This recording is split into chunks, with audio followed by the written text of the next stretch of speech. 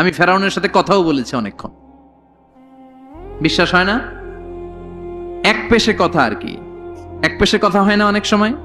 মাঝে মাঝে আল্লাহরে বলি না, আল্লাহ রে এত কষ্টে আছে তুমি দেখো না। তো এটা হচ্ছে এক পেশে কথা, উনি তো বলতেছেন আমিই কই খালি। তো ওইভাবে ফেরাউনের সাথে কিন্তু আমিও কথা বলেছি, যেহেতু আমি আল আজহারে পড়াশোনা করেছি।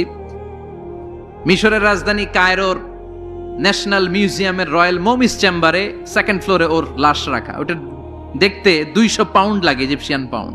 ওই বিশাল রয়্যাল মমিস চেম্বারের ভিতরে ঢুকলাম, ঢুইকেই দেখি ফেরাউন শুয়ে রইছে।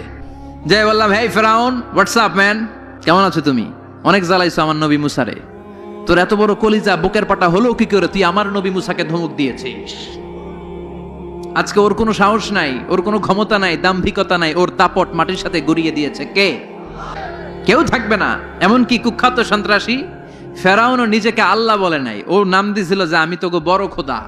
ফাহাশারা ফানাদা ফাকালা আনা রাব্বুকুমুল আ'লা। বিশাল ময়দানে বিশাল বড় অ্যাসেম্বলি করে সে ঘোষণা দিয়েছে আমি তোমাদের বড় রব, কিন্তু বলে নাই ইন্নানি আনাল্লাহ, আমি আল্লাহ। এইটা বলার স্পর্ধা মহাবিশ্বের দ্বিতীয় কারণে চিল্লায় বলেন ঠিক কি না? এজন্য আল্লাহ বললেন কুল হুয়াল্লাহু আহাদ, নবী আপনি বলেন তিনি হলেন আল্লাহ, তিনি হলেন এক, তিনি হলেন একক।